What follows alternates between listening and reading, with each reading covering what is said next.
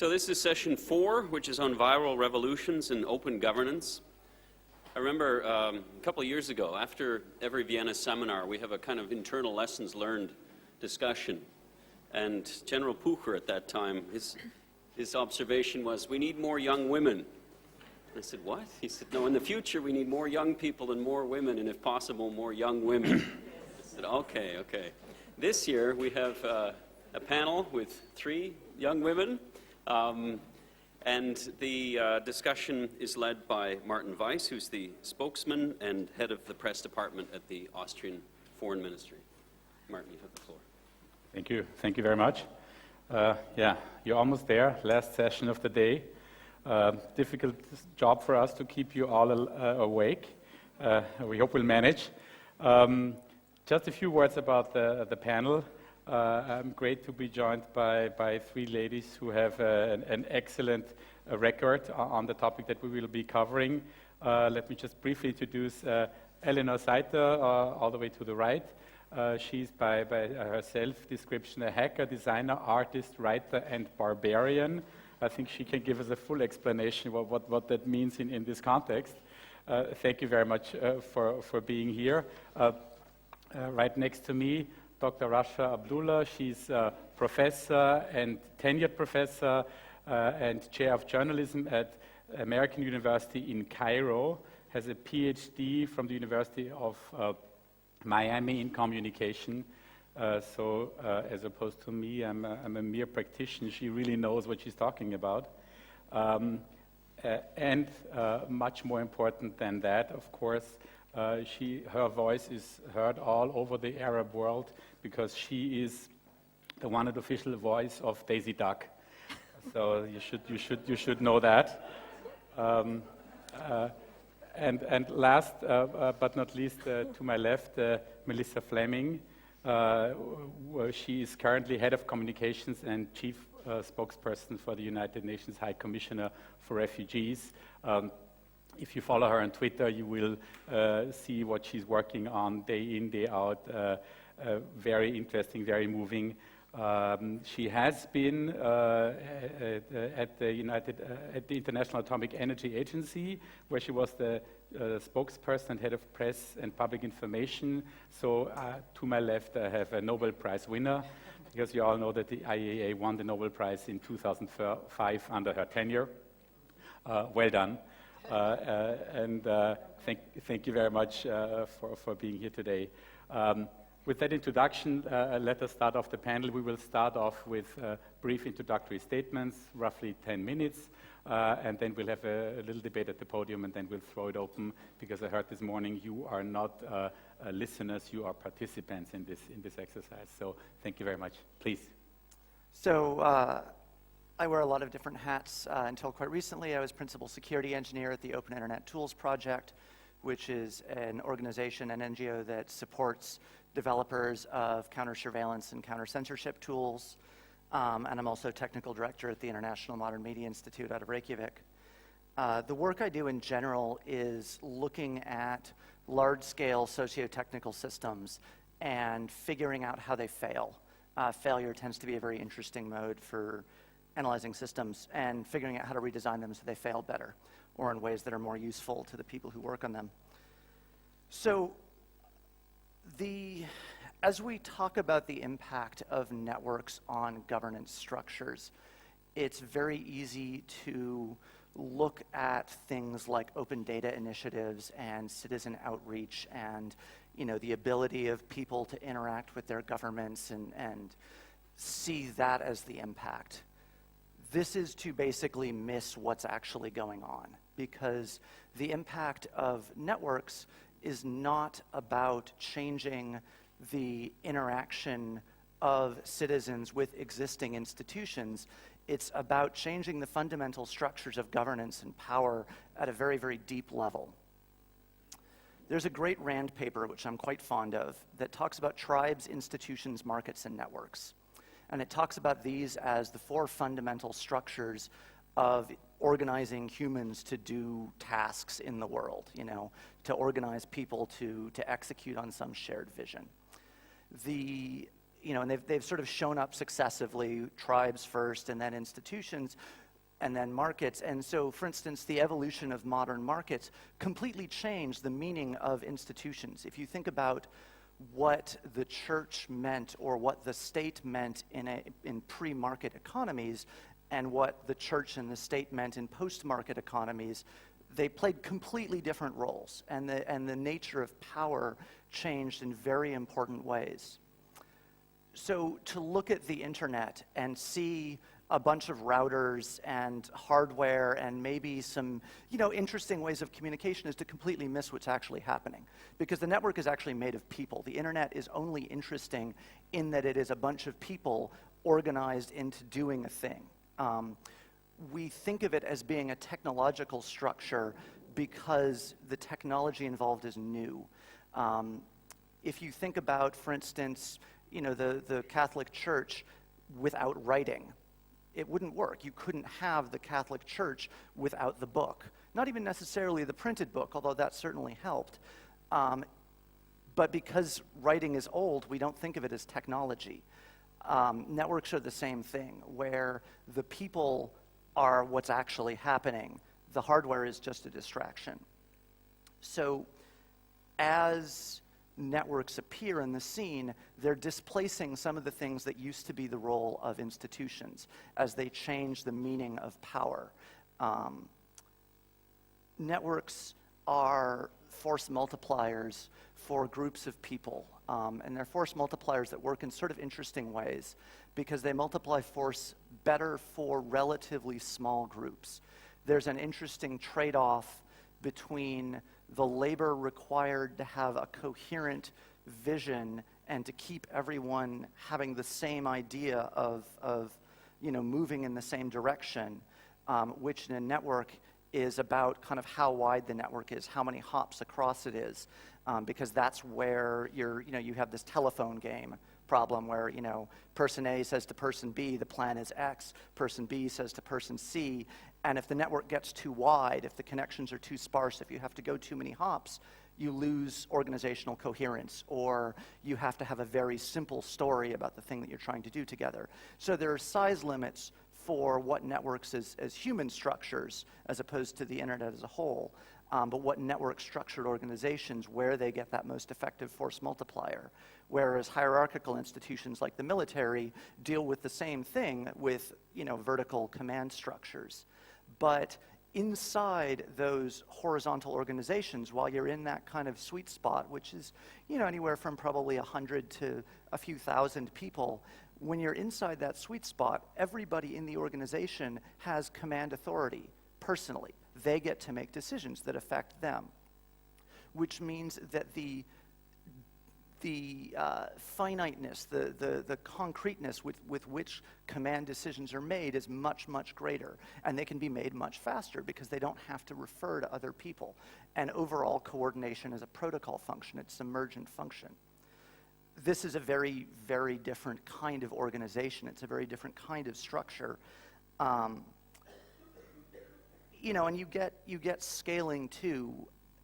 Even when networks grow much, much bigger, eventually, in the right moment, you see coherence of purpose become a cultural function, where it's embedded across a much larger cultural context, so that the network doesn't have to do the heavy lifting of maintaining kind of operational coherency itself.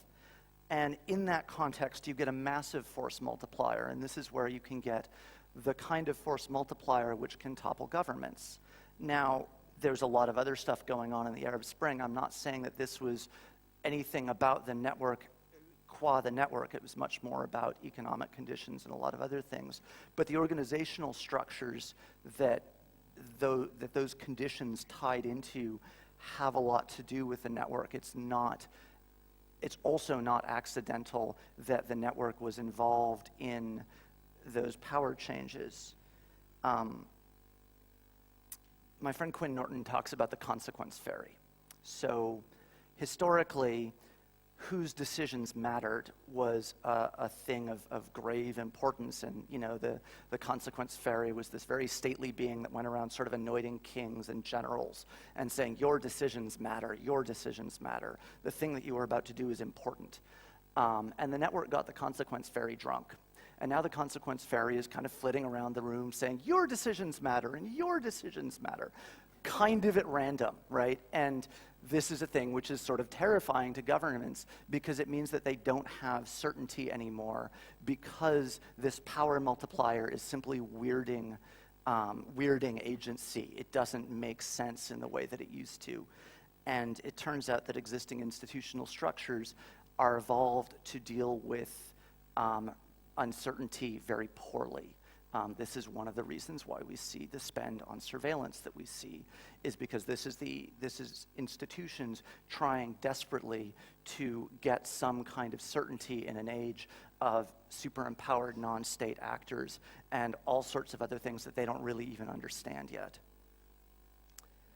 So when we talk about governance, what we're really talking about at a fundamental level is two things. One, how do people provision their basic needs for life? How do they get the things that they need to eat, you know, shelter? How do you coordinate sewer systems? All of these kinds of things.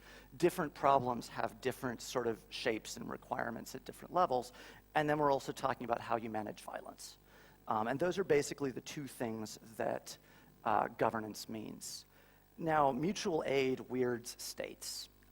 Mutual aid is in direct opposition to states. Mutual aid is a structure which is fairly happy in the network, right? Because the network is about people interacting directly, and mutual aid is also about people providing for the basic necessities of life directly to one another. Now, whether or not it wants to be, mutual aid is in direct competition to the state because it's a different way for people to get the kinds of basic needs met that the state normally meets or normally provides. I'll come back to violence in a minute. So there's one global network, right? There is one internet. The thing that makes the internet is that it is the network of all networks. It is the interconnecting single entity. This is kind of problematic for the Westphalian power model, especially when you're in a situation where network-structured entities are becoming good at providing some of the things that the state was previously providing, can react far, far faster than states ever will be able to, and you know, their portfolios are starting to overlap. Now, historically, in a lot of different places, we've seen institutions try to resist the structures of the network and try to resist the influence of the network. This tends to go very badly for the institutions. Not because the network is necessarily all-powerful, but just because the basic structures of power and reality and social organization, the conditions under which the institution previously existed, are changing. And they kind of haven't noticed and haven't adapted. So I'm going to close talking about Anonymous. Anonymous is a very useful and enlightening example of a sort of stochastic network collective. You know, it's not an entity, it's not an institution, it's not an organization. It's sort of like a cultural meme. It you know, in some ways is very similar to an organization like Al-Qaeda, but even less structured. And I don't mean that in that it's evil or terroristic. I mean that in that it doesn't have a single coherent identity. Anonymous has done a lot of really amazing, very, very good things in the world. It's also done some really horrible things in the world. I'm not here to take a position one way or another on them as an entity. But one of the things which is really interesting, if you look at the interactions between Anonymous and the FBI and various other intelligence and policing organizations over time, and kind of what their evolution is that Anonymous started out as, you know, I mean, it started out as a joke, and it started out as then kind of an activist protest organization, And then at a certain point, it started getting a lot more vicious. And it didn't do that on its own. It did that in response to being attacked. And that's the thing about cultural objects, is they absorb what you put into them. And I say this to institutions to be very careful about how you treat networks and network entities that you are coming up with. Because right now they're fairly small and they're fairly young. And they don't have a lot of power. But networks are fast. This is the thing that the network does more than anything else. It reacts instantly. And it learns very quickly. And it will learn whatever you want to teach it. So you get to choose what you want to teach the network. And I would think extremely carefully if you have these network structures that are going to end up with powers that can challenge nation states in specific ways, not necessarily everywhere, but where you don't expect it, with entities that can stand up infrastructure with speed that will shock you. I would think very carefully before you teach those entities how to fight. Thank you very much. I think that was a very, very interesting statement. A super empowered non-state actor. That's how I always used to think about myself. So thank you very much. That's great. But we'll come back to some of the thoughts that you started us off with here. Rasha, maybe you want to follow up? Yes, thank you. That was very interesting, and thank you for the introduction. It's the Daisy Duck thing always gets in there. I don't know how my 3 books on internet usually don't, but my Daisy Duck always gets there. It makes me happy anyway. So I'm wearing a very different hat today. I hope I will be able to show that I know a little bit of what I'm talking about, other than the Daisy Duck thing. Most of my talk will be focused on Egypt. This is a session on revolutions, and I'm a very proud Egyptian. And just to be, to lay my biases on the table, I consider myself part of the core revolutionary group, not necessarily in terms of what I did to help the revolution. I was not involved in the planning in any way, shape, or form. I was one of the millions that went onto the square during the 18 days and basically stayed on the street since then and until now. But what I mean by that is that I'm one of the people who believe that Egypt and many other Arab states should be governed one day by a regime that is non-military and non-Islamist, by a regime that is civic, that is secular, that is based on what the people actually want, that represents the people rather than represents a certain power, be it the military power or the Islamist power. So these are just my own biases, and I wanted to lay them on the table. I also wanted to make a few comments or inferences about what I heard this morning, because it's been very interesting, and it's made me realize an interesting observation, that there is some kind of a digital divide, if you will, between the military side of the room and the civilian side of the room in terms of how we think about the internet. And I've never actually thought about that before, because, to be honest, I've never been in one room with people in uniform who are talking about the internet. And thank you for the IPI and for the organizers for making that happen for me. I think it's very enlightening, actually. And it's very enlightening and a little bit alarming to see the difference in how we think about the internet and about the issues that are related to the internet. I think it goes to the very core, to the very basic entities of, is the internet good or bad? I mean, we're kind of back at that level. Should we control the internet, or should we set it free? I mean, things that to a civilian like myself are kind of a non-issue. I mean, are kind of a, what are we talking about? But I guess not to the other side, it's also a non-issue. In terms of, of course we have to know, where this is going and who's on it and what are they writing and what are they talking about. And in the very unlikely event that I put myself, in their shoes, which I had to do today, I could sort of see where that's coming from.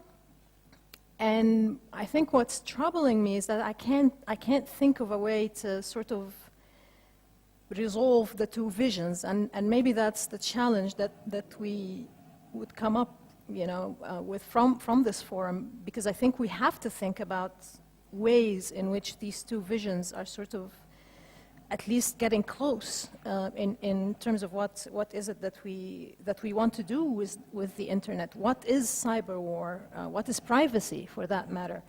What constitutes the individual's right to privacy? Do I have the right to keep my information private? I, as a civilian, think, of course, absolutely, I have the right to keep my information private. The powers that sort of want to protect the nations or the nation states have different levels of the problem to think about, and so they see things very differently. And I guess that's on one level maybe enhanced by the fact that the internet started as a project of the Department of Defense. So, there is that aspect of it, but now hopefully it's a civilian network. Are there things that require utmost confidentiality, utmost, of the utmost classified level that should be maybe taken off the internet and taken to a totally different net, whereby these systems can put the information that absolutely cannot fall in the hands of a civilian or a terrorist or whatever it is. But there has to be a forum, from where I stand as a civilian, there has to be a forum for us to be able to exchange information without having to worry that somebody thinks of me as a terrorist until proven otherwise, and therefore has to go into all my communication or email, or at least feel safe when they do that, until they figure out that I'm not a terrorist. To me, that's very troubling. And I'm not sure how we sort of reconcile these two visions, but I know we have to, because at the end of the day, this is sort of our internet. But I'm going to get a bit more specifically into the role of social media, which is the topic of this session. And that goes, actually, it's very related. I mean, obviously, the whole, every session we've heard this morning and tomorrow sort of goes back to, to the same bigger issue. And at the end of the day, how do we enhance the internet? I see enhancing the internet as protecting my freedom and protecting my privacy. And, from a different stand, enhancing the internet means putting more control on it so that it doesn't fall into bad hands. And so, again, these two sides of the story have to be reconciled at some point. There has been a lot of talk about the role of social media during the initial wave of the revolution. I'm going to be specific about Egypt, since that's the country that I come from and the country that I've conducted the most research on. And I tend to think of everything that's been happening in Egypt since January 25, 2011 as one revolution with different waves, and it's still going on, and it hasn't ended, and it's not ending anytime soon. It's ongoing for a while. For me, social media did a lot of good in the days leading to and during the 18 days of the first wave of the revolution. There was obviously a very important role as a catalyst, as a facilitator, as an organizer of things, of events, as a tool of information awareness, as a tool to spread knowledge to people of where to go and what to do, as a tool to bring awareness of the atrocities of the Mubarak regime and the corruption, the sheer size of the corruption that plagued Mubarak's regime. All these things most of it were issues that were sort of taboos in the mainstream media, and which were brought about to the public eye through bloggers and through social media, starting, whenever Web 2.0 started, 2004, 2005, through, blogs, YouTube, I mean, with all the developments that we all know about. But ongoing, and, as it is right now, and through we're coming up with what's going to be the fourth regime since 2011. There have been some roles for social media that have been ongoing and haven't really changed. One of them, for example, is that it's always been used as a mechanism for sort of checks and balances, and that's been in place by millions of people, by millions of users all over the place. And I think that's true of every country, not just of Egypt. During Mubarak's days, there was a very famous example in Egypt. I don't know if you have heard of it, but Al-Ahram, which is the biggest Egyptian newspaper in Egypt, a state-owned newspaper, published what became a very famous picture of Mubarak during a visit to the White House. And in the original picture, you know, there was Obama leading the pack, you know, with, and it was a Palestine-Israel thing, so there were, you know, the representatives of the two states, and on the far side of the picture, the five leaders was the King of Jordan and Mubarak. The editor of Al-Ahram, or somebody who works for him, who wanted to please him and Mubarak, sort of miraculously altered the picture and put Mubarak ahead of Obama, you know, in the center of the picture, leading the pack down the aisle in the White House. And when I first saw the picture, I was like, what? This is kind of rude. Why is he walking ahead of Obama? You know, he's in the White House. But I kind of didn't think, you know, I didn't think twice about it because I wasn't really interested in Mubarak's news at the time. It was, you know, something that we saw every day, and I just flipped the paper, and that was it. And a day or two later, it came across social media. Of course, you know, somebody has searched and found the original picture, and you know, this picture was obviously very poorly altered, you know, photoshopped in a very obvious and very poor manner, really.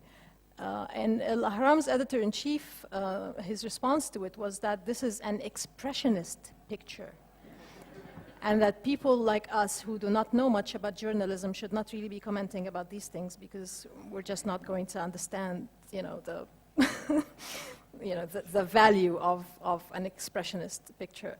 That was one of the maybe lighthearted but really important examples of how social media got to be a tool for people to say, wait a minute, this is wrong. Here's the original. You know, I know that.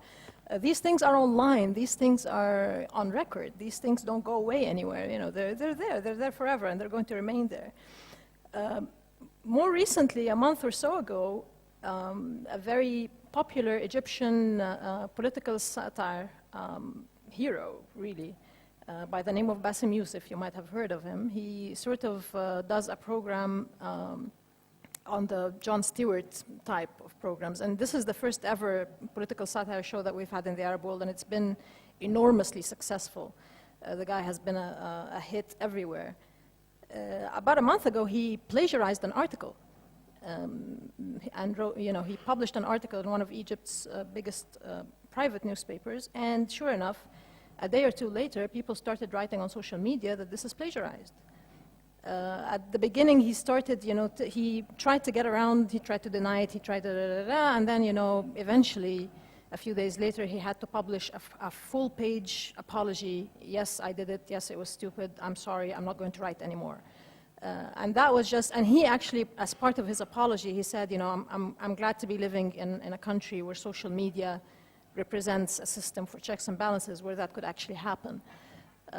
And again, you know, very different example, but it kind of shows you that people are on alert and they are aware of what's happening, and they're not going to let it go, even if it's by somebody who they really like, even if it's by somebody who they consider one of the pack, one of them, one of, you know, a person that sort of thought by many to have his heart in the right place and, you know, and to be really popular. Actually, his popularity kind of made it more of a problem because we were like, you know, how can you cheat us? We like you. You can't do this kind of thing. And I think he got it. It was a very bad mistake, of course. I was glad to see the full-page apology, at least, which is in our country, in our part of the world, something that we're really not used to. I mean, he could have just let it go and published an article again the next week. His popularity would have been down the drain, but he would have still been publishing till today. Nobody would have done anything about it, unfortunately. This is just the way things go. A more serious example of how social media has been used in that regards is, you know, we're heading to yet another presidential elections, as you know, in Egypt. And the campaign for General el-Sisi has refused to hold a debate with his opponent, Hamdin Sabahi. And actually, the campaign said that if we did that, we would lose a lot of points, and so we're not going to do that. So anyway, a day or so later, people on social media started doing their own debate. So they actually compared the candidates' answers in separate interviews to the same issues and started, making little clips with visuals and everything and tweeting them. And so the users that we don't know, users of every walk of life, people that are not famous or are not journalists, are not associated with any organization, they just started doing that, and they started publishing it on social media. And pretty soon, the mainstream media picked up on it, and then every single newspaper had a full-page, feature with them doing the same thing, bringing, bits and pieces of different interviews and comparing the answers to the same issues. And so it kind of forced a debate on the candidate who had refused to go through the process, a basic process that's the right of Egyptians, I guess, to see at this point. The other very important use for social media, again, always has been and still going on, is as a tool of expression. A tool of expression of content that is not likely to appear in mainstream media, and of groups that do not have a voice in the mainstream media. We've always had examples of censored articles, for example, that appear online, articles that are refused in mainstream newspapers, or that appear cut in some way or shape or form, and then appear in its entirety on social media with the author saying, this newspaper cut the following pieces without letting me know, or whatever, things of the sort. It is currently the only outlet, whether we like it or not, for the Muslim Brotherhood, for example, now that it's banned in Egypt, of course. It's also the only outlet for anybody who had been in any way sympathetic to former President Mohamed Morsi or any of his affiliates. So this is basically, other than Al Jazeera, of course. Al Jazeera is a main outlet for them, but that's not an Egyptian outlet. I'm talking about Egyptian outlets. So for Egyptian outlets, there's nothing. They can't. They still have a newspaper, by the way, but it's getting very low circulation, of course. Nobody really reads it. But for them to be able to get a voice, in the open, social media is now their main tool. Interestingly, it's also the main tool for revolutionary forces. And again, I'm going to define this in a very biased manner by meaning people who are anti-military rule and anti-Islamist rule. These people are also right now marginalized and ostracized in the mainstream media. They do not appear in the mainstream media as they used to before, and so their main tool of expression now is social media. This is where they tell people what they think. This is where they spread the news. This is where they tell their opinions. That's the only way for them to do that. Another very important use is documenting violations committed by the regime, basically. This has always been going on, again, since the Mubarak days. The first, there have been hundreds of police brutality videos posted by bloggers, for example, first on their blogs before YouTube, and then on YouTube, and then, it's continuing, of course, and tweeted and shared on Facebook and things of the sort. But there has also, after the revolution, there is one group in particular that has sort of formed a community. And it's really, that's how they define themselves. They're called Musirrin. Musirrin in Arabic means insistent, to insist on doing something. And Musirrin took it upon themselves to document the violations that were committed by the regime, by either the police forces or the army forces, against the protesters. Again, violations that were all going unnoticed and were not being broadcast on mainstream media or published in any newspapers. Nobody wants these out in the open. They took it upon themselves to document these with anything. You can donate a camera to Musirrin if you have one. You can bring your own camera, and they give you free courses on how to shoot. You can take your mobile phone and go out on the streets. If you have any piece of video, you can upload it on their website.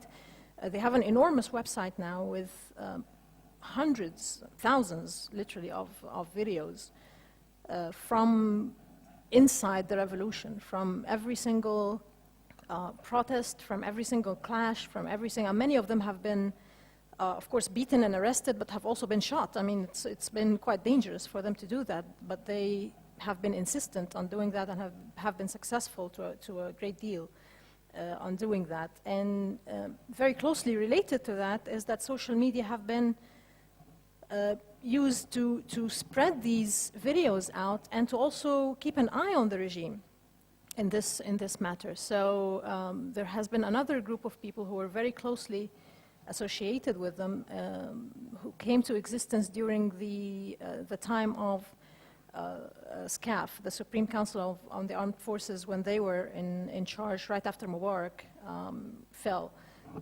down. And the other group is called Kadhibun, which basically means liars. The full name, I apologize to the gentlemen in military suits here, but the full name is Askar Kadhibun, which means the generals are liars. Apologies. But this is what they did, and what they did was, the idea was very simple. The idea was that, okay, you're not letting us show these violations on the mainstream media. We're going to take it to the street. And so they would rent a projector, which would cost, about $20, $30 or something. It's not really much. And all they needed was a projector and a screen, and so they got pretty creative, and they started asking people to get, a white linen sheet. Your bed sheet will act as a screen. If you hang this between two trees, you've got your show running. And so what they did was, in cooperation with Musirreen, who have all their videos online for anybody to download, they asked people to go ahead and hold Kadhibun shows all over Egypt. No, no permission needed, no anything, just take the videos and do it. And so there was one point where at any given evening, we would have 30, 40 Kadhibun shows all over Egypt by people we don't know about in different areas, rural areas, urban areas, wherever it was. All they needed was a DVD of some of the videos, a laptop, and renting a projector for the night and a bed sheet. And this is all they needed. And that was quite successful, particularly during the time of SCAF. It was really quite successful. The last kind of use that I'm going to tell you about, which is actually quite interesting and quite successful as well, is that social media has been used as a platform for political satire, for jokes, basically, jokes about the regime. This has been going on since Mubarak, again, but it started intensifying really after the revolution. And Egyptians are kind of have a reputation for for being lighthearted and for making a lot of jokes about anything. It's been a survival mechanism at times when things got really tough. The last of these, or the most recent of these campaigns, is a campaign on Twitter. It's in Arabic, unfortunately, but the hashtag is قدم حلول كأنك Sisi, or basically that translates into propose solutions as if you're Sisi, as if you're General Sisi. And they're sort of taking issue with the fact that, for example, he appeared on television to say things like, we have a huge unemployment problem in Egypt, of course. Millions of young people are without jobs, and his solutions to these things were of the type of, we're going to have 1,000 cars which they can take to the market and bring fruits and vegetables to sell. And so people were like, okay, so 3 people working per car, that's 3,000 people.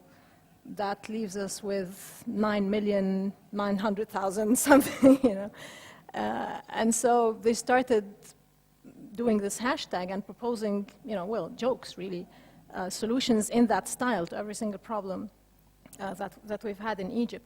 Other campaigns that were in that style, for example, the one that I can remember off the top of my head very, very quickly, and there have been many campaigns like this, but there was one on Ahmed Shafiq, who was the proponent who was one of the candidates who was the Shafiq Morsi presidential campaign, though he was the candidate against Morsi, who ran against Morsi.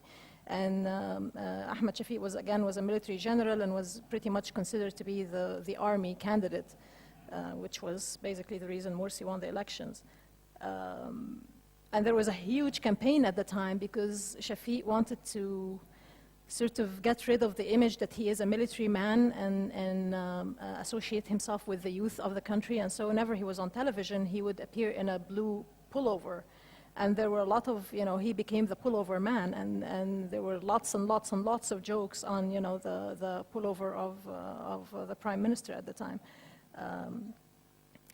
And that went on for a lot of time. You might think it's just a joke, but it really isn't, because it breaks the taboo of criticizing those in power.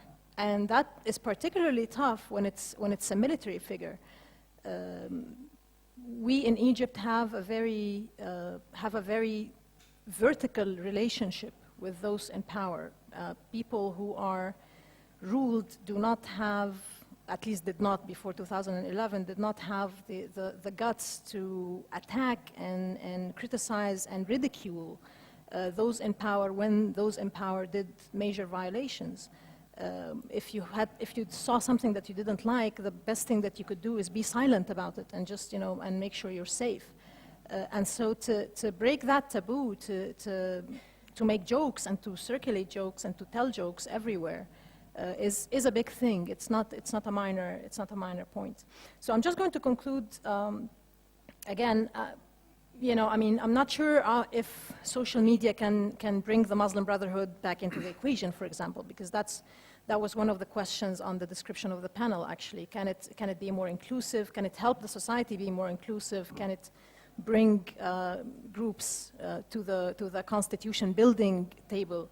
I'm not sure it can go that far, of course, because that needs government permission to be able to do that. In the example of the Muslim Brotherhood in particular, they are really unpopular now in Egypt because of their own actions, not just because of what's happening from the government side. I mean, they have really hurt themselves. They've hurt their image more than anything, and they're really, really unpopular right now. So that's going to take a lot more than social media to rectify the Muslim Brotherhood issue. But other than that, social media certainly does offer a place and a voice for marginalized groups, for people who are sort of outcast from the mainstream media, and for censored content as well, content that is not allowed onto the mainstream media. It's currently the main outlet for revolutionary voices who want a regime that is non-Islamist and non-military. It certainly provides a platform for keeping the performance of the government in check, and of everybody else, actually, whether in the government or not, in the regime or not.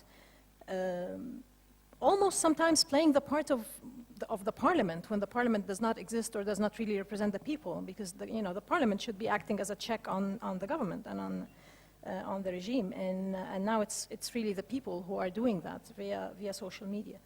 It is definitely forcing the governments and the regimes to answer on some points to their people, to maintain a more open system.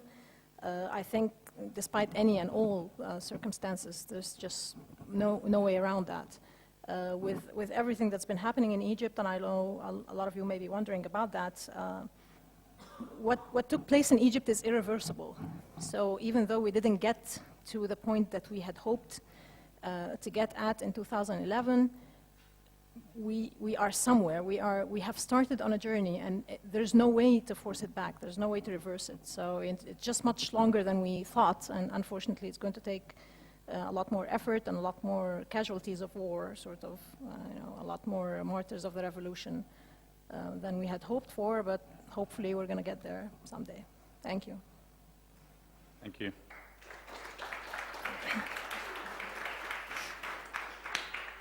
Thank you. I think you gave us some great stories and some great pictures, and be it the jokes or the bed sheet, the screens for improvised movie theaters. And you said things are irreversible, and I think what is definitely irreversible is that we have these new kind of checks and balances. And I think we all have examples in our own societies, and it's not that long ago that you could get away with telling a lie and then saying, I really never said it. If you do that now, you will find a clip of a video on the internet within 15 minutes, and they will show you what you said. And that's exactly what happens in Egypt. Yeah, exactly. And I think this is a very good and a good thing, and that this is for sure irreversible. It might not be very convenient for many people, but it's just the way it is. Melissa, it's all yours. Okay, well, I come from the perspective of a humanitarian, a communicator. When I joined UNHCR about 5 years ago, I was so excited to be in the social media sphere for what we could do on behalf of the most probably vulnerable, the most disenfranchised people on earth, refugees and the forcibly displaced, who number at almost 50 million people right now. So I had this idea. I was invited to a Facebook hackathon in Palo Alto, which sounded really cool and exciting. I got to go to Facebook headquarters and eat all kinds of free snacks all over the place and see these, really, these people that you kind of distantly are in awe of. They kind of look like my children who were 14 and 15, but anyway, it was, so I stood up at this hackathon and I said, I have this really great idea. When you sign up to Facebook, they ask you all these questions to reveal of yourself, and most of it is about, it's very institutional, how you spent your life, your childhood, what school did you go to, what church did you attend, what town did you live in, where did you move to, et cetera, and it struck me that if I were a refugee, a typical refugee who I've met, I would have to leave most of those spaces blank. And it also struck me that there might be about 50 million people forcibly displaced in this world right now, but if you look back at just the number of people alive, there are probably millions and millions more who at one time in their life have been forcibly uprooted. And they, more than anyone else, need Facebook. So I thought, couldn't we ask Facebook to have a special category of sign up for refugees that would ask, what war did you flee from? What was the form of persecution that forced you to flee? What refugee camp did you live in? So that there could then be this algorithm that would help you find family member or friend or a schoolmate at the Dadaab refugee camp. Those schools, those universities didn't exist. Well, I think the people in the hackathon thought this was a really exciting idea, but Mark Zuckerberg somehow didn't really catch on.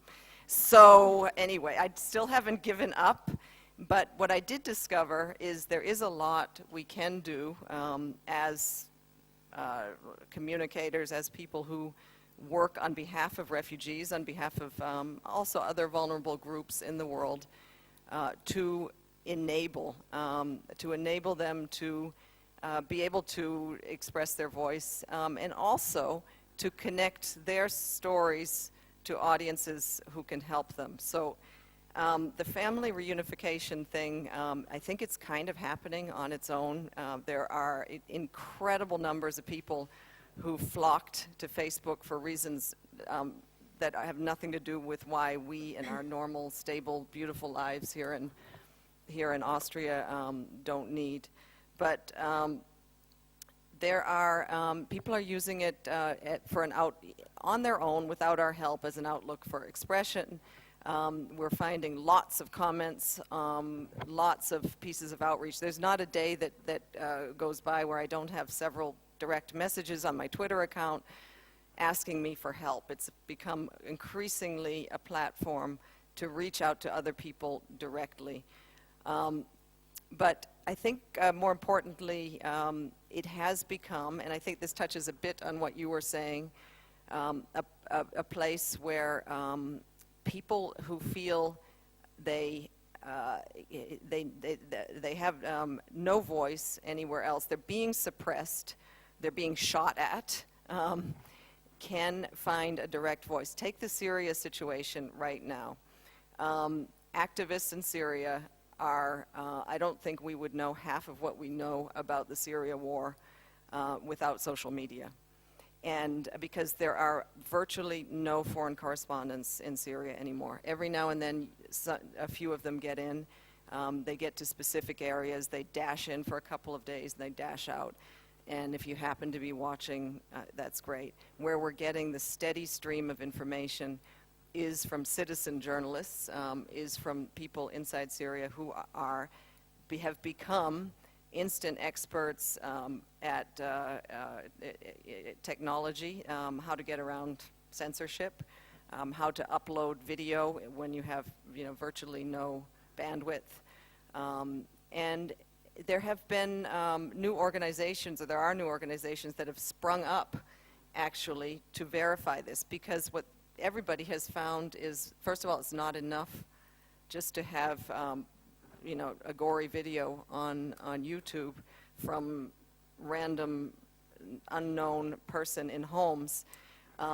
You need to know, is this actually valid? Did it actually occur?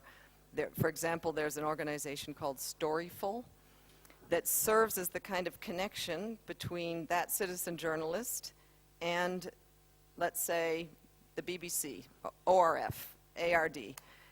They're all here saying, frustrated, I can't get my foreign correspondent in there.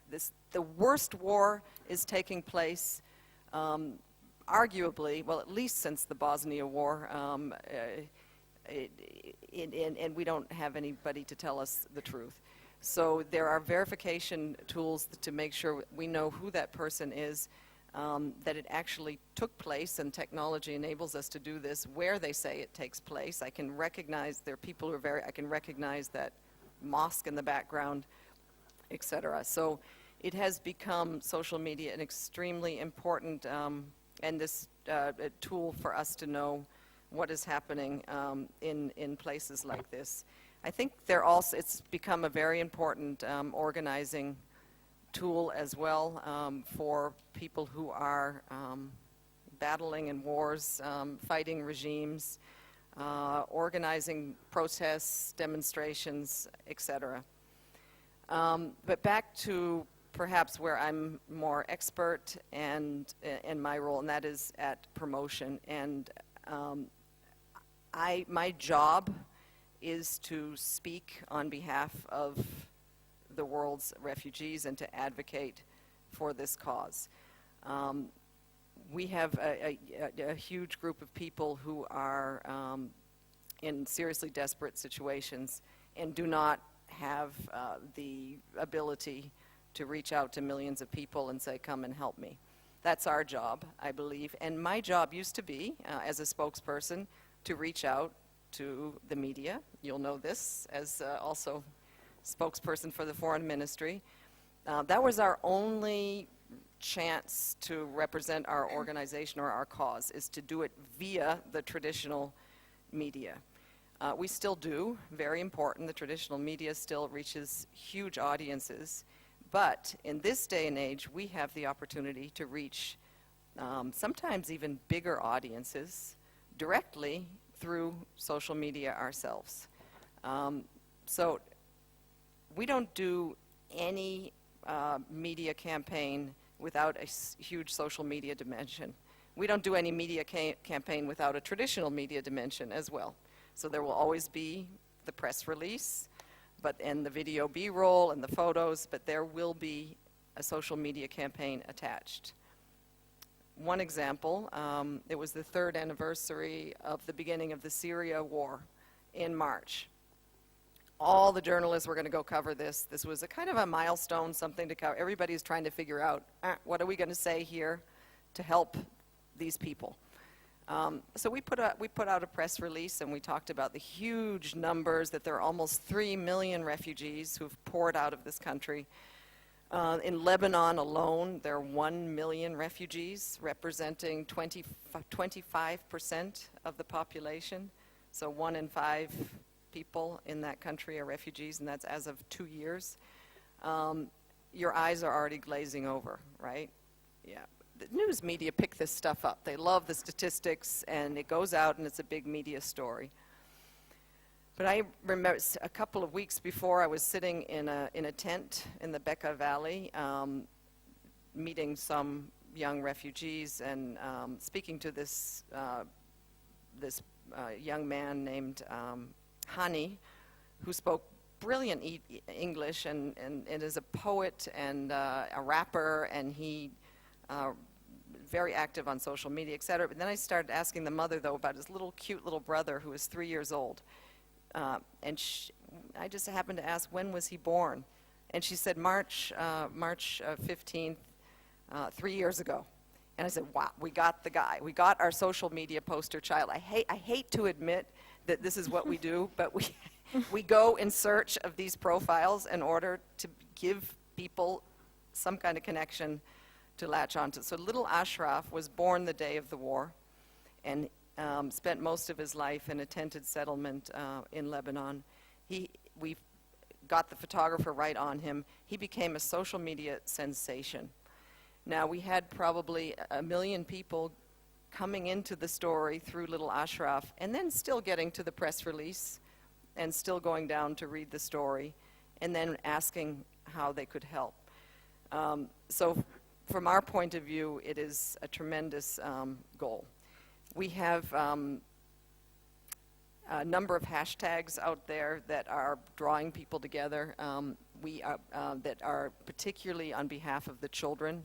So it's hashtag Children of Syria. We've been using for a couple of years with UNICEF, with Save the Children, with others. Definitely they need people to speak on behalf of them. But I just want to end, this is just a bit of food for thought, because we'd love to have more of a discussion with one hashtag that I thought was absolutely amazing. It wasn't an organization that did it. It was a populist movement around the world, and this is Bring Back Our Girls hashtag.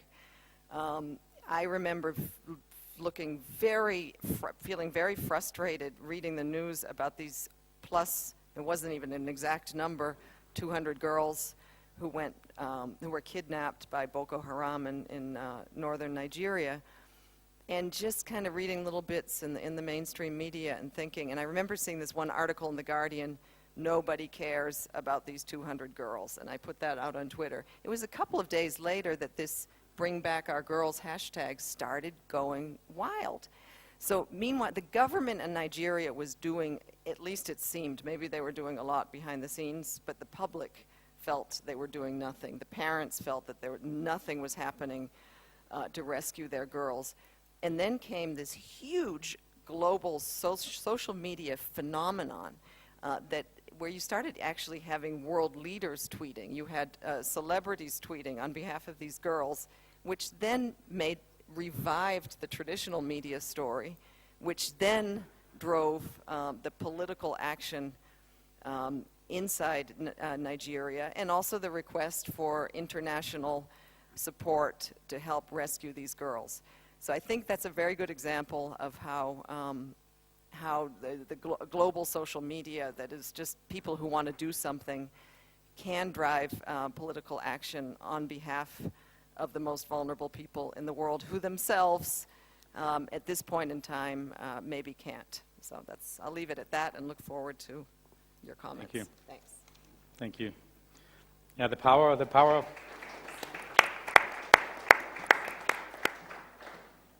the hashtag. Yeah, Michelle Obama holding the sign of the Bring Back Our Girls. So that it absolutely is a new phenomenon that can suddenly be the driver, and not the other way around. I mean, it can go terribly wrong. I don't know how many of you followed the story of the hashtag MyNYPD, where the New York Police Department said, send us your photos of how police helps you and supports you.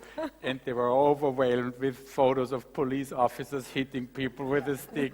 It was just a total disaster. And you can't catch it because the hashtag is out there. The story is running every day. So huge PR success for the NY Police Department. But it still underlines that there's a new driver out there. Maybe we'll start off a little bit on the podium. One question I had for you, you were saying at the end of your statement, don't mess with the net. And I was wondering, of course, for governments, there is this interest out there. You want to get back control. And we see that they try. I mean, Turkey is a recent example where you kind of try to block Twitter. And of course, there are other governments around the world, some of them quite successfully, who shut it down. I mean, what do you do as a government? Is it that risky for you, or can you not kind of successfully tweak the network and the surroundings that you're living in?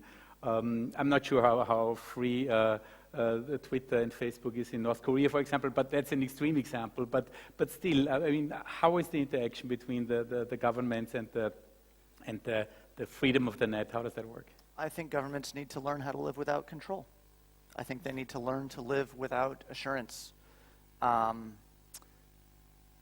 You know, the age in which the state could guarantee that kind of structure of control is basically over. Now, that doesn't mean that it's going to be some kind of lawless anarchy, but it does mean that they don't get to be the single structural actor anymore, that there are going to be other structural actors, and that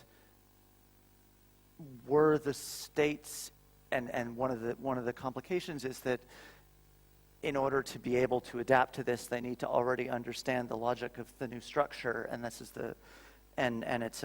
because it's a structural logic, the position that states are in makes it very difficult for them to see where they need to be moving to. But I think that as long as they try to hold on to that existing position, it's not going to work. What they need to be looking at doing is coming up with a negotiation, coming up with what is the new role, what is the new interaction, you know, what does it look like to be an institution that occupies some of the positions that the state has occupied, not others, possibly some new things. You know, what is that position? How do you negotiate with the network? I think that, so if you look at the history of states trying to, or of institutional structures trying to resist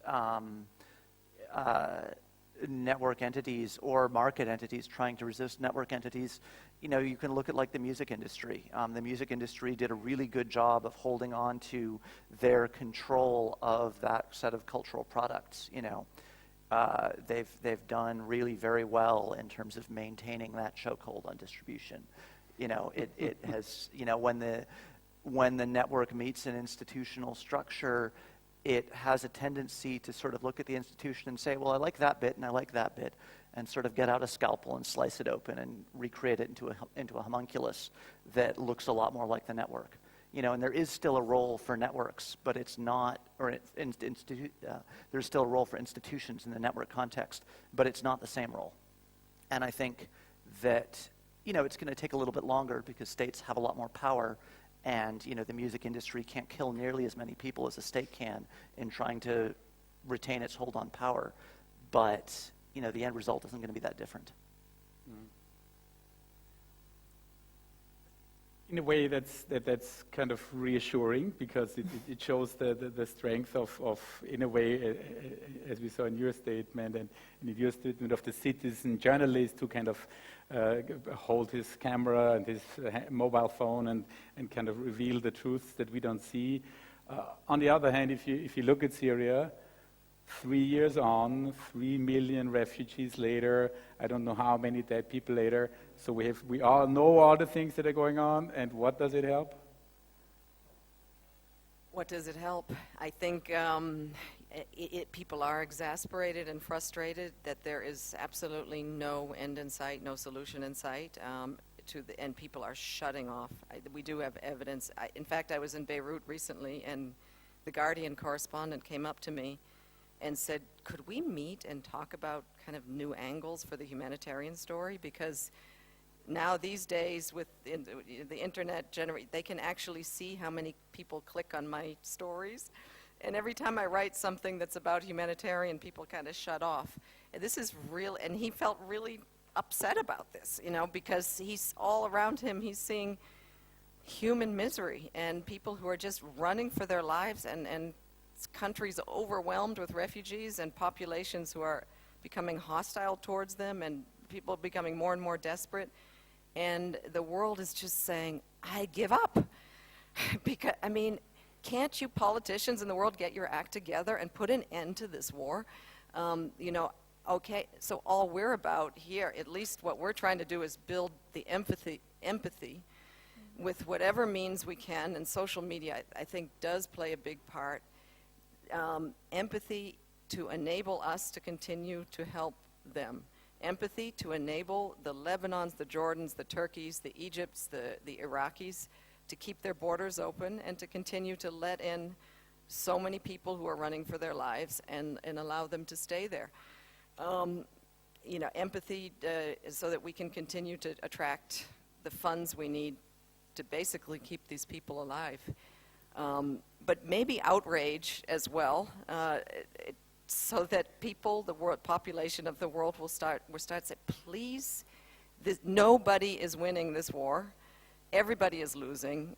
The powers who have influence, please do everything you can to put a stop to it. This is enough.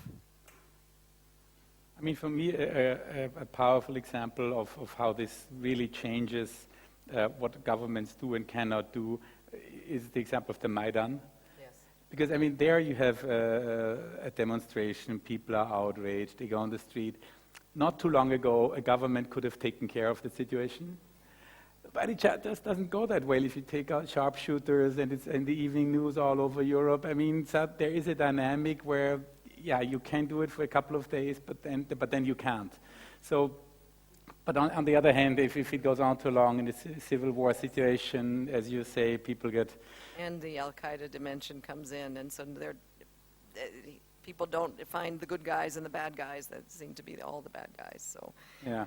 It's very, very difficult for people to understand. Yeah, exactly.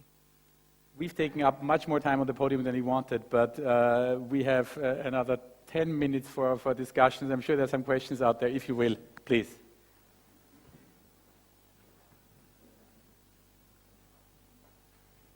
Thanks, Martin.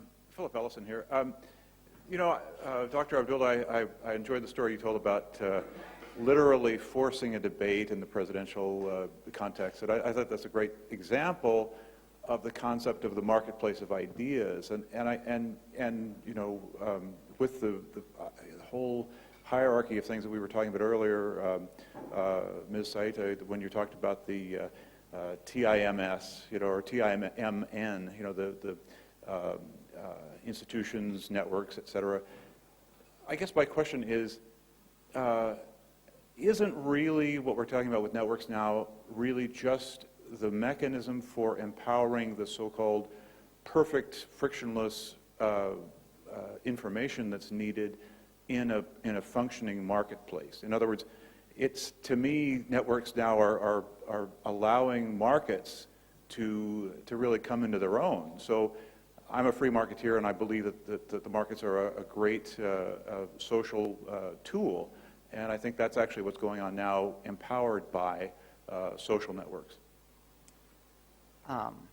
Just one thing that I would like to add, because you say the free market and network making the market happen. A buzzword, net neutrality, maybe we would touch upon that, because I thought that's for me a very worrying thing, when suddenly you kind of try to gist the net marketplace and suddenly make it accessible in different ways to different people who can pay more money. I think that kind of really skews with the fundamentals. But yeah, I mean, I'll just address that very briefly and then come back to it. I mean, network neutrality is basically embedded telco interests and wireline infrastructure owners, because we don't have structural separation, especially in the US, but in networks around the world, basically trying to use that physical monopoly to destroy the existing internet structure. You know, they do not want the internet, they want telco land where they get to set the prices, extract revenue from people, and they don't really care what the cost to this global entity is. So yeah, I mean, this is why, you know, I mean, I think that in a situation where we had structural separation between internet service providers and wireline monopolies, you could have competition, and then it would work much better. But if you don't have structural separation, then you're going to have regulation. You know, so you can pick your poison. To address the market issue, and I may have tipped my hand a little bit as far as of where my views on some of this stuff land. I think that markets and networks are distinct organizational structures. They do separate things and they have separate logics. I do think that they are both useful. I think that they let us, there are different ways of organizing groups of people to do things, and we want a diversity of structures there. That said, there are actually some really fascinating recent computational results on the frictionless and freedom of networks and the computability of networks, where they basically talk about the, what does information give us for a functional network or functional market, where there's been at least one proof that markets are fundamentally imperfect, and that it doesn't matter how much information you have. There is no such thing as a perfect market. And in fact, that if markets were as computationally efficient as it is sometimes claimed, then actually state communism would have worked very nicely, because the planning would have been a lot easier. So I think that there are very useful functions and very useful interactions that we're seeing of the interactions between markets and networks, but I don't think that even if such a thing existed, the improved networks are not going to bring about a perfect market paradise, because they can't. Follow up on that. Please. I think it also depends. I mean, I kind of see where you're making the analogy, but the internet as it is right now, particularly in a place like Egypt, for example, the internet penetration have sort of tripled since 2011, and it's still at like 40%. So you can't really think of that as an inclusive market, because you have only a part of the population on that network. However, it does help. What really does help is the interaction of the content created by that network with the mainstream media, and that's really when the story breaks out. The problem is not every story that comes out of social media, the mainstream media are not willing to adopt every single story into their waves. So, they might have thought the imaginary debate between the candidates, or, the forced debate is a good idea. But for example, we've had zillions of videos of police and army brutality, for example, with the protesters over, the past 3 years. And very few minutes of these have made it onto very few networks, but definitely the whole. Actually, one of the main, you were talking about checks and balances, and how if you say something, you can always go and find the root of the problem. One of the things that Musirrin were doing, and that Kadhibun liars had started actually for that reason, is that they used to edit videos of police and army officers going on record and saying something on television, and then give them the exact opposite in the videos. So they would say something like, that particular protest, we did not shoot a single bullet, and then they would give them, 5 minutes of footage of, protesters being shot, and that was the. So that kind of video, it's very difficult to make it to the mainstream media. So it also depends on the topic. So the marketplace really has a lot of technical difficulties. It's not yet as open and as inclusive as you might think it is.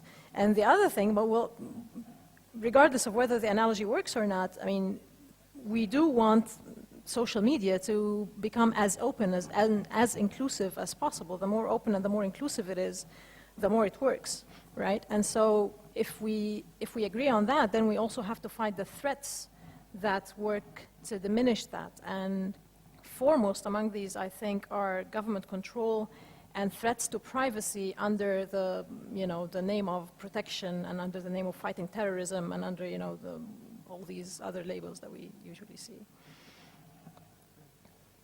Please, gentlemen.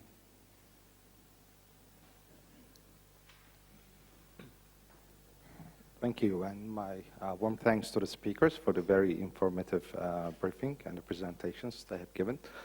My name is Eleanor. I'm the head of policy planning department of the Turkish MFA, and with your indulgence, since this is an interactive seminar, and just wanted to clarify a very small point very briefly.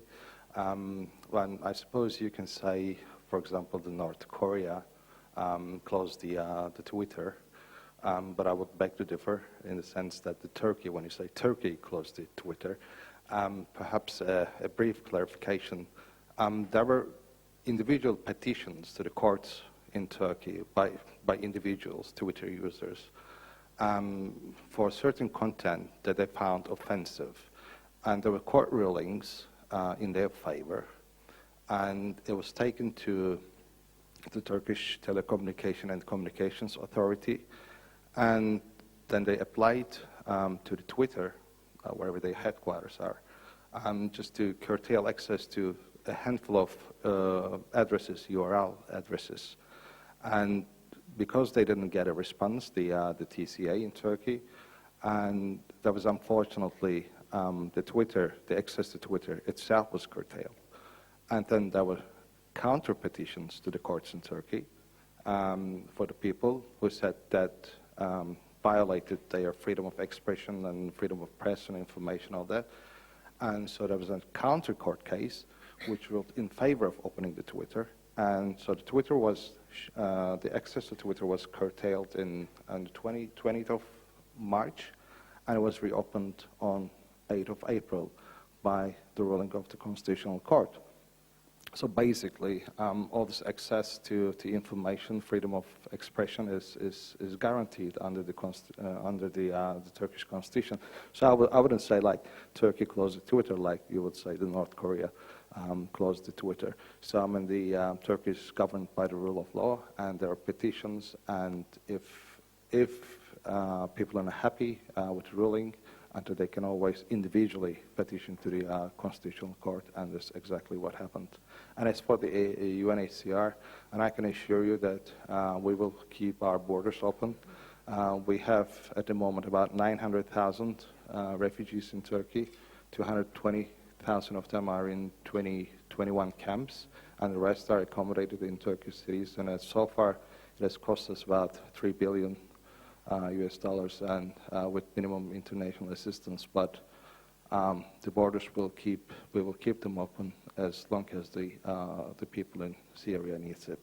Thank you. I'm sorry that I don't have a question at the moment.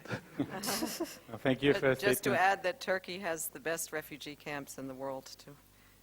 The most, yeah. No, we are so grateful, and I think the world should be grateful to the countries like Turkey and all the neighboring countries to Syria for their generosity, which if it would be as if, we said something like, it would be as if 60 million Syrians would come into the United States proportionally. I don't remember the proportion for Austria, I should have got that. But anyway, for these neighboring countries, it's tremendously burdensome, and you've done a wonderful humanitarian deed for the world.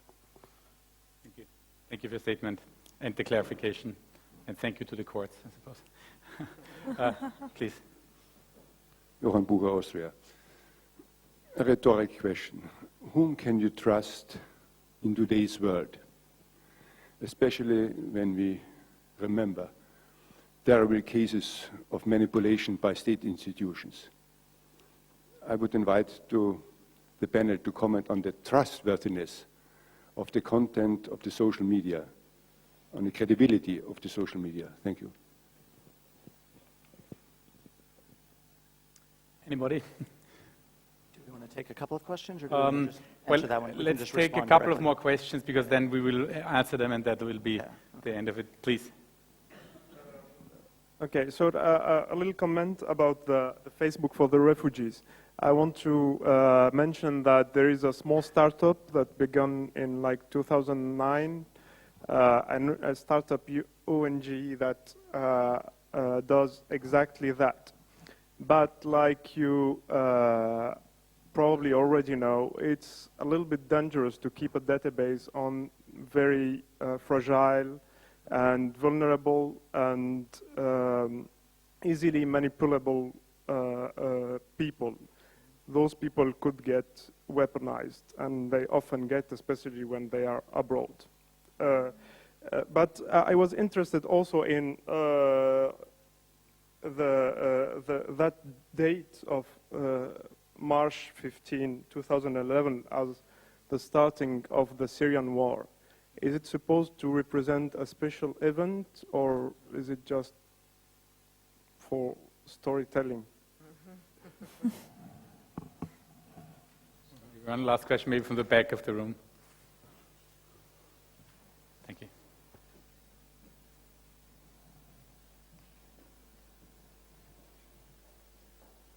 Charles Ehrlich from Southward Global.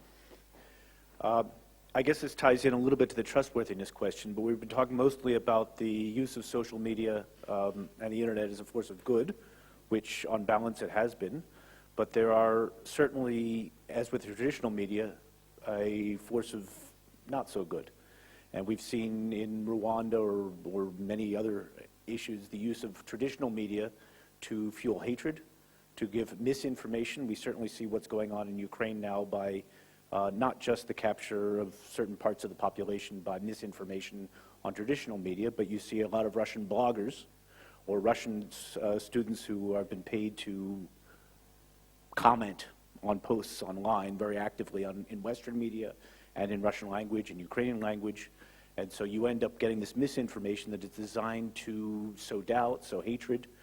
You saw explosively a few years ago, there was a video made out in California unprofessionally on YouTube, which no one paid any attention to. Someone wanted to cause trouble with that.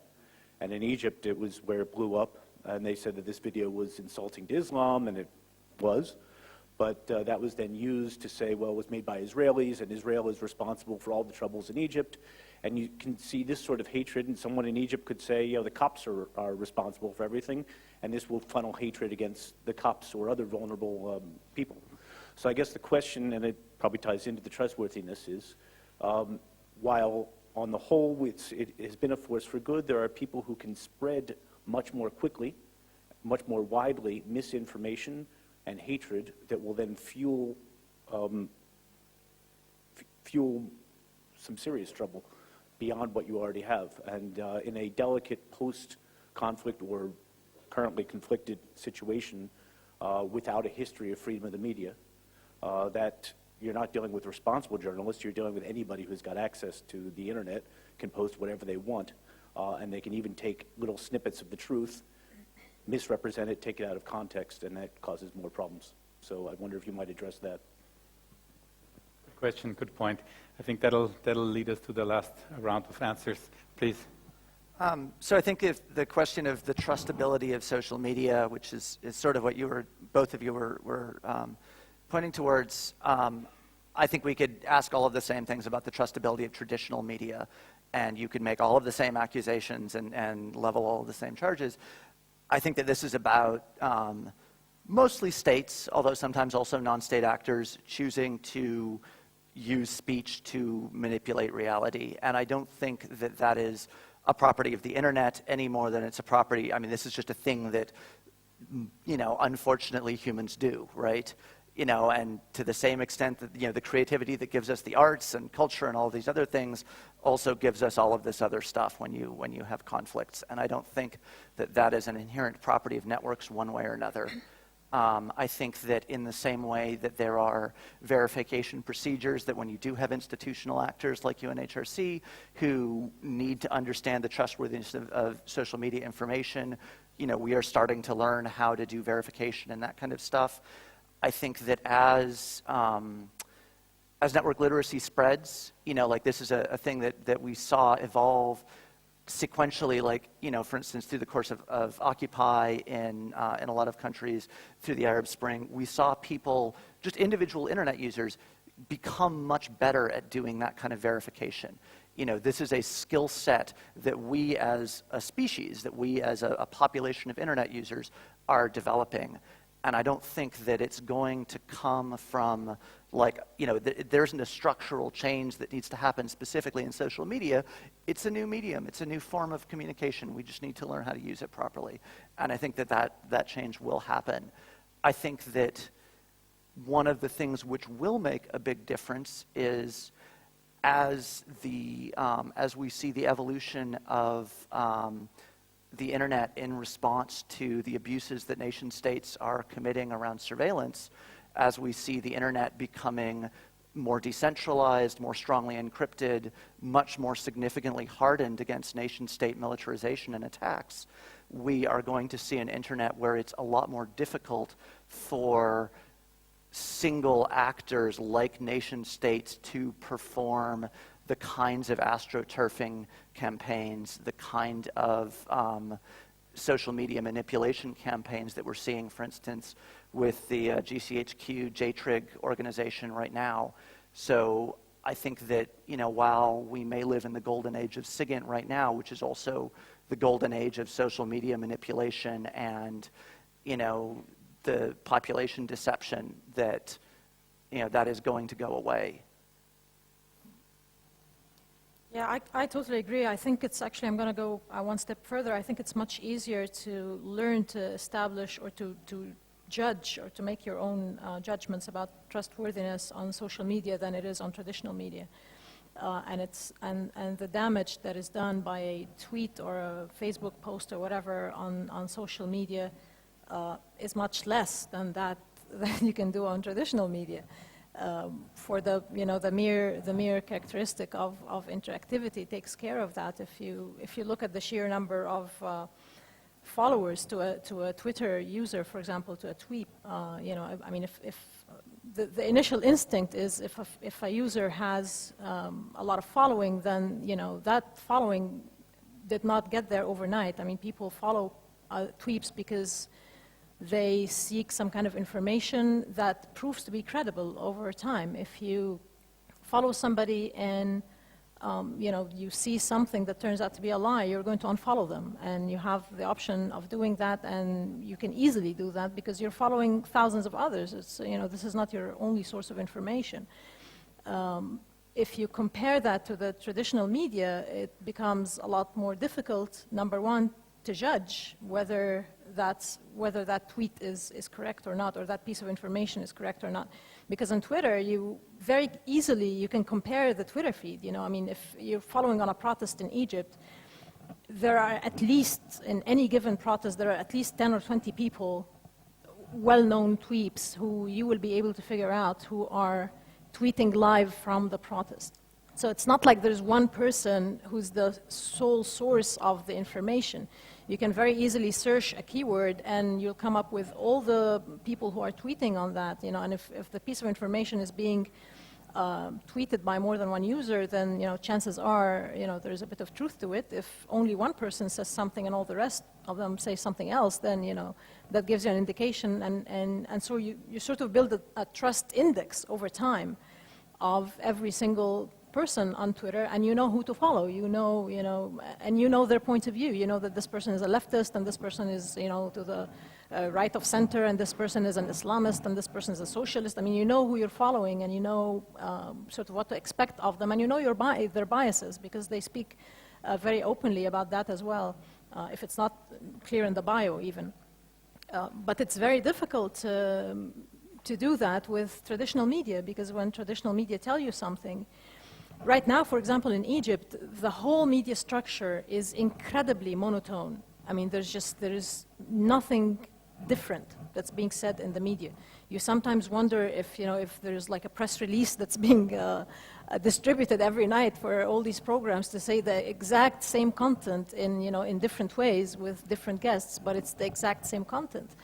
And it's alarming, really, the degree of the lack of diversity in traditional media right now in Egypt. But there also have been incidences that we remember very clearly of the mainstream media really messing up, really telling people faulty information. I mean, that's why, you know, groups like Musirrin and Kadhibun came to the equation, because the mainstream media was not really telling what was really happening on the ground. It was telling a different story from a different perspective. But I'm going to give you the one very simple example of what's happened on what has come to be known as the Maspero incidents. Maspero is the name of the Egyptian radio and television building in Cairo. And on October 9th, 2011, there was a protest. And it's very ironic, because this was the one single protest that had a permit from the Ministry of Interior. And that was before the protest law, so we were not required to have a permit. But that was the one protest for which a permit was actually obtained. And it was a protest mostly by Christian Egyptians, by Copts, who wanted to make their demands known, and so they opted to have a march that would end at the radio and television building, sort of to get more visibility. They would stand there for an hour and go home. That march was brutally attacked by the army. 27 people were basically killed underneath army APCs. They were crushed underneath army vehicles. And during that same time, while that was going on, the Egyptian state-owned television was calling upon the good Samaritans of Egypt, quote unquote, to go out on the streets and save the army from the Christians. This is the mainstream Egyptian channel, the main Egyptian state-owned channel. So if you compare that to social media, I mean, I'm going to leave it up to you to see who you want to trust and who causes the most damage. For me, it's obvious enough. Well, I agree with all that. Just a little anecdote to highlight. Our representative in Jordan was out at the border one day. His colleagues were out at the border one day, took a picture of a family crossing from Syria into Jordan the moment they were becoming refugees. And the picture focused in on this little boy. He must have been about 8 years old, carrying a plastic bag in the desert. And our representative who was very popular on Twitter, at Andrew Harper, if anyone's interested, put this picture out and said, Mahmoud, Syrian refugee boy who walked alone through the desert to become a refugee in Jordan, something like that. It went out, Hala Gorani from CNN retweeted it, and all of a sudden about, I don't know how many thousands of people were coming back, retweeting it, coming back and coming back. The problem was it turned out that he didn't walk alone. He was separated from his family for about 20 minutes. So the thing that caught everyone's heart was this boy walking alone through the desert and becoming a refugee.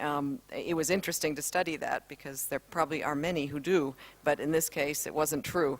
And I can tell you, the Twitter, there was so much interest in it that we had to correct it.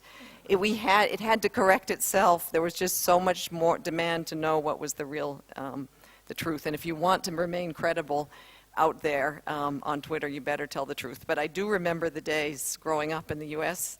when all you needed to do was watch, as an American citizen, watch the 6 o'clock news, and you felt like, I know what's going on in the world. And that was the days when life was easy.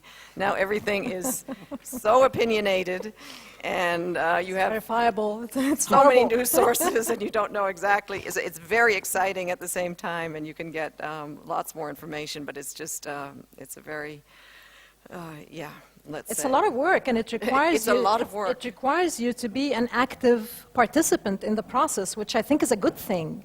You know, I mean, that's where even if you're not the one tweeting, just, it requires you to think about the information. It requires you to double check your sources. It requires you to verify things. And if you are a high-profile tweet, it requires you to correct your mistakes and to, publicly apologize and say, I'm sorry. This was wrong. I'm very sorry.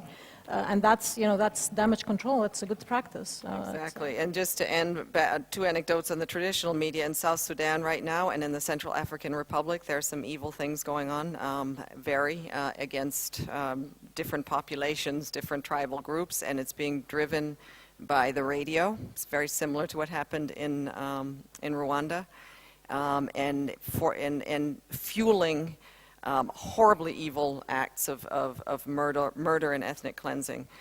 So we're observing more evil done through traditional media means than through social media.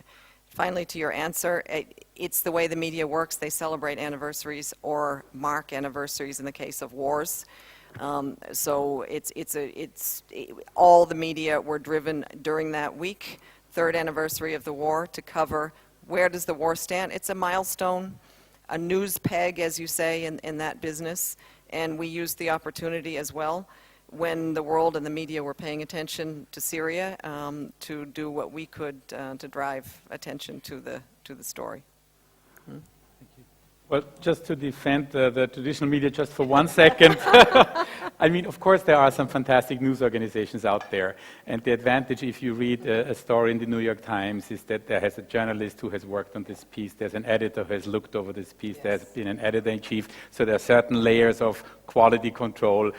How transparent are the certain biases that go into that story? Now, that's a different thing. And I'm not sure how transparent that is. But a certain quality level is there. I give you that.